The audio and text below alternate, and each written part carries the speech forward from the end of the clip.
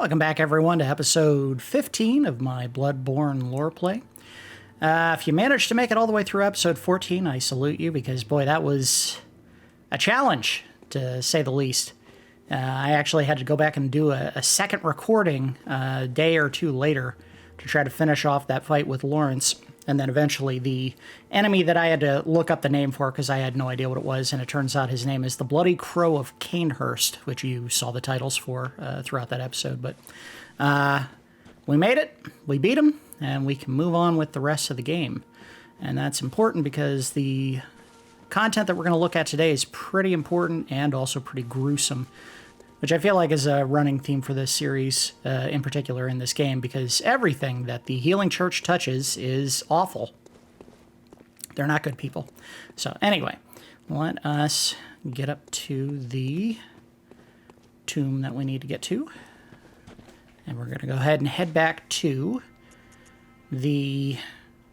We're going to go to the research hall. We're going to go back downstairs and just kind of preposition where we're going and what we're going to be seeing today at the start here.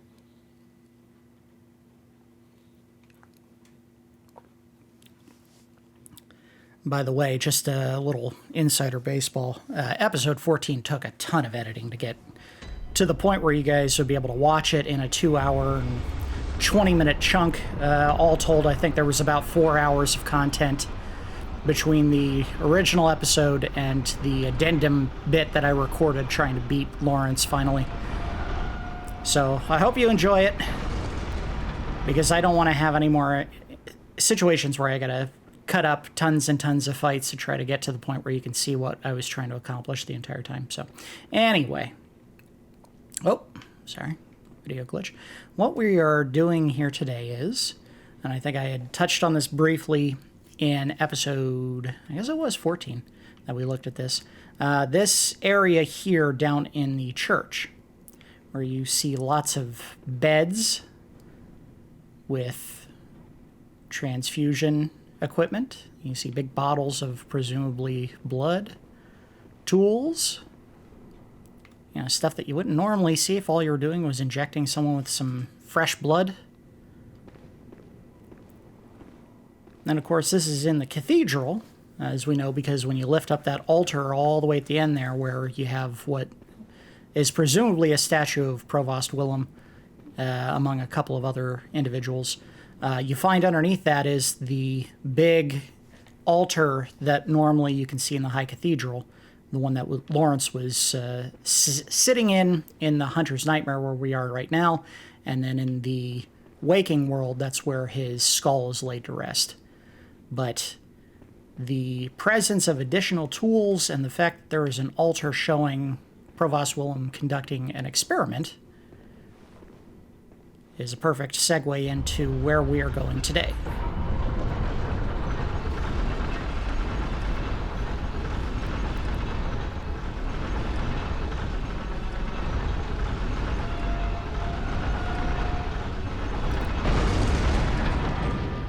Also important to note the fact that, and I don't think this is going to come as a surprise at this point in the playthrough, but the kinds of experiments that the members of Bergenworth, and then later the Healing Church and the School of Mensis and even the choir were conducting, were not scientific exclusively in nature.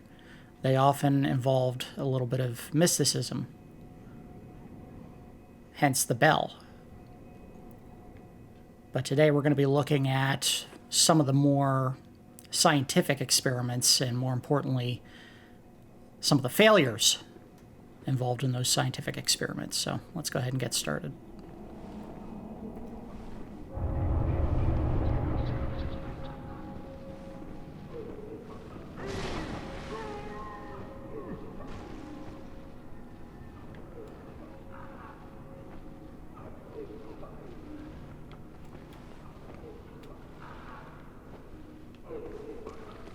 Oh, an Oogie Boogie.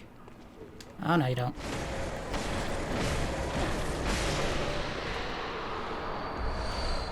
Sweet, sweet bloodstone chunks. In fact, I see another one right there on the other side. See if I can get to him without alerting any suspicion. The answer is going to be no. But before... Well, let's go around and see if we can't get him from the back. He's going to run into the pool, almost certainly. I got you. Or not. So you can see standing in this pool of water is poisonous. And there are tons of corpses laying in the water here.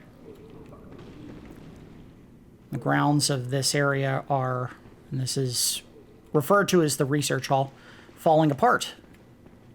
As though this particular building and all the inhabitants have been abandoned. Has anyone seen my eyes? I'm afraid I dropped them in a puddle. Things pale now.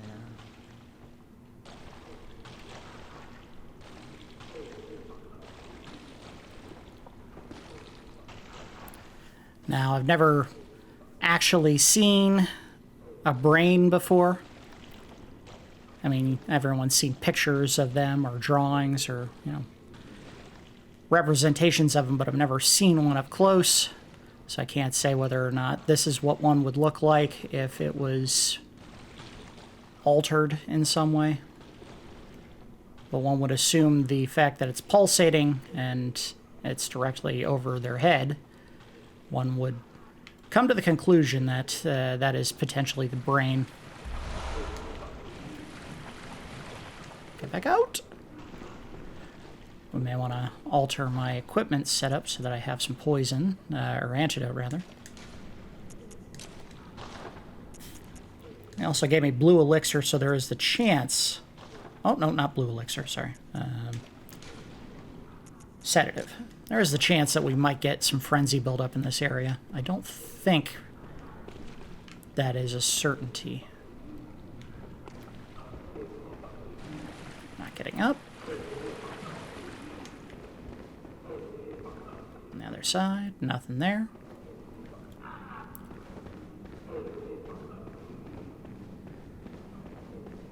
If that is an elevator back there that we can't access at this time, we have to go up the main entrance. And yet again, you see on the stairs going up two statues, like brain-like almost on the back, and then on the face, suckers or possibly eyeballs.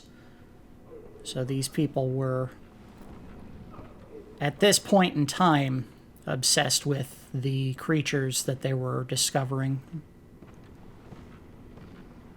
and revered them. We may be getting attacked! Yep. Down you go. Thump, thump.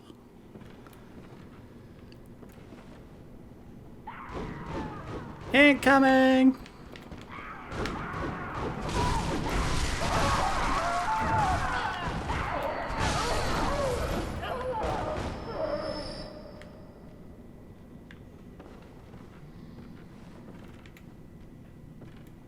I've heard that those individuals are supposed to be not so much seeing you as hearing you, but they can very clearly see me when I'm nearby.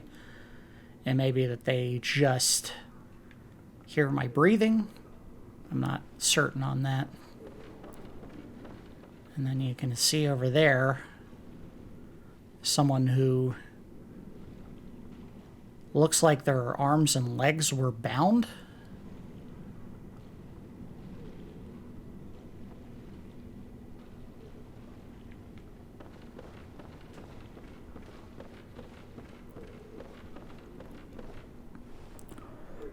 So all of the areas in the research hall have signs telling you what they were for.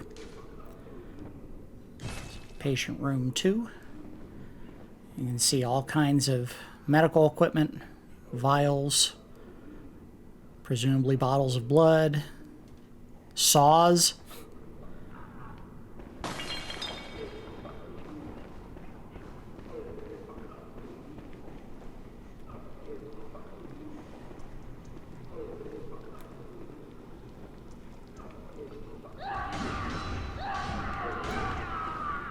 I have no idea where that one is, but I'm getting flanked on either side.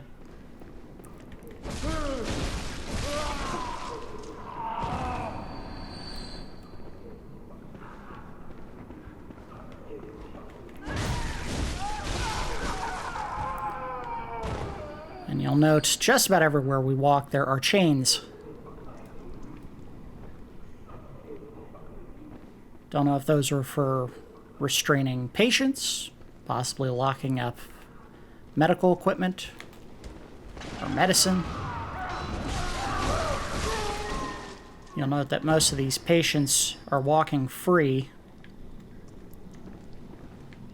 with a handful of exceptions. See, this may be why people think they hear you, is they all seem to move in the direction of any kind of action. Not to mention, of course, the one guy downstairs who very clearly says he's looking for his eyeballs.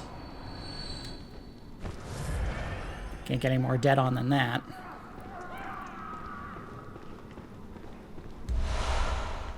More blood. This is patient room 2.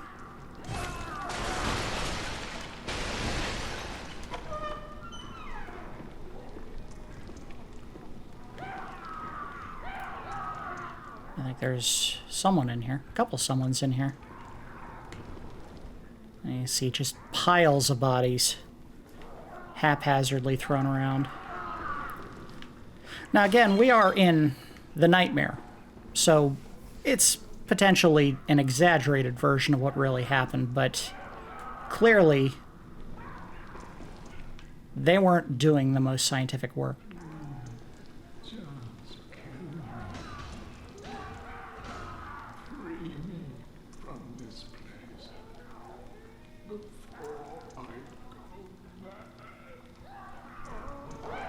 I'll grant you this mercy.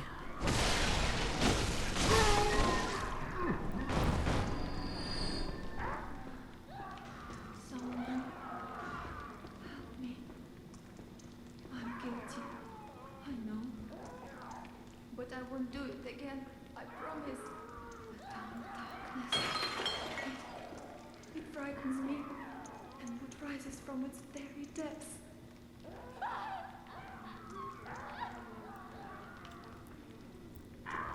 I put on the lantern here.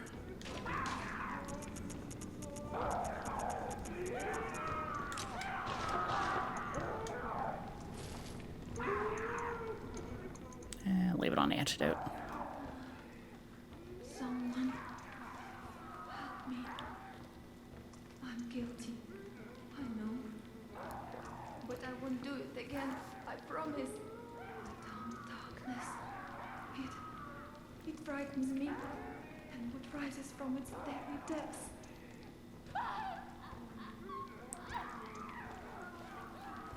So that gives us two very important bits of detail there. Number one, she admits to being guilty of something. Now, in the area that we came up from, below the research hall, was the Grand Cathedral, but directly below that was a row of prison cells.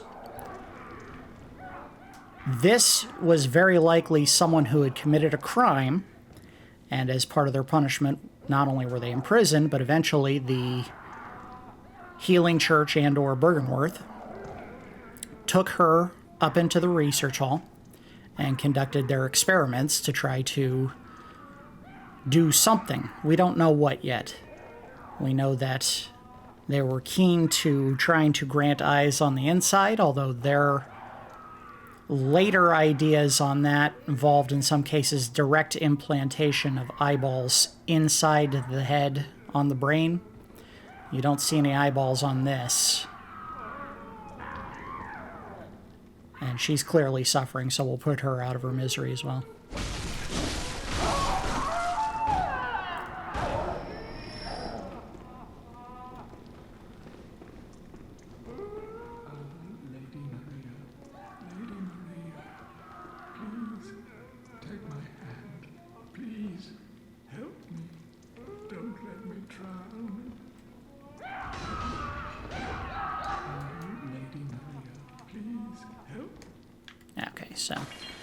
He's also suffering. We'll go ahead and put him out of his misery as well.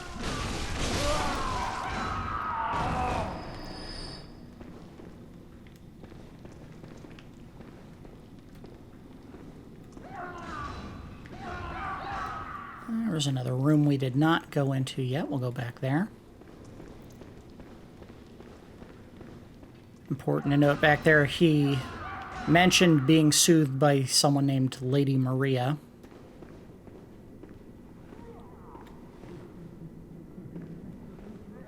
More ramshackle and incredibly sloppy work.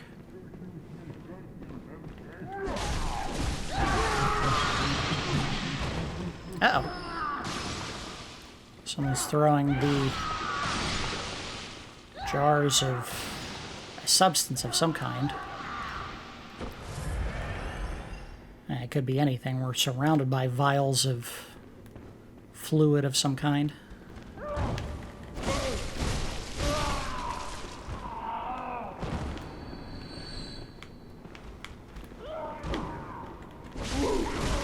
Uh-oh.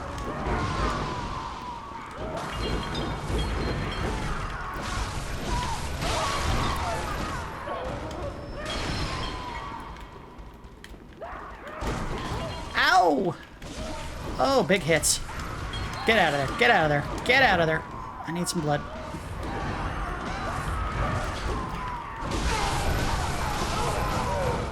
One-on-one, these are not terribly difficult enemies to defeat, but in groups they can be very dangerous. Much like the villagers that you see all throughout Central Yharnam. Alone, not a threat. In groups, very dangerous. All it takes is a couple of hits to stagger you, and then when they all start piling on, you're in serious trouble. Alright, so someone is still throwing stuff at me. Not anymore. There was someone up above as well. 2 people up above that were throwing stuff. Looks like a church hunter. Carrying sedatives. I think what could be inferred there is the act of guarding this area could be very unsettling to someone who knows how unethical and awful this is, so maybe they needed the sedatives to calm themselves and do their work, which presumably would be keeping people from escaping the research hall.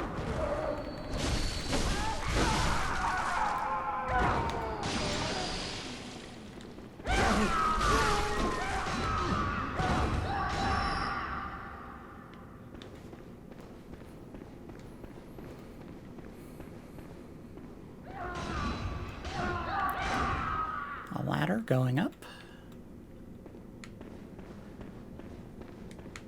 I would say let's come back to that in a little bit. Let's go down here and go to the other room and climb that ladder. I don't think we could go up any further on those steps, could we? Oh, we could. Well, we'll return. This is a very intricately designed area. It weaves in and out of multiple floors.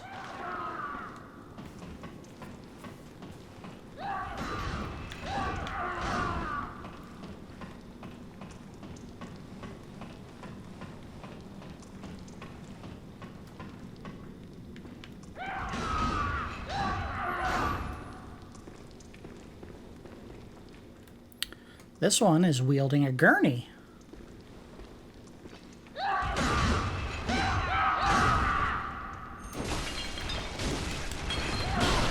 Okay. I just fell to my death. Oh, maybe not. Oh, look at this. We're back in the other stairwell. Or ladder, rather. Uh-oh. Alright, come on. I'll give it to you. Wow, what? Okay, get out of there.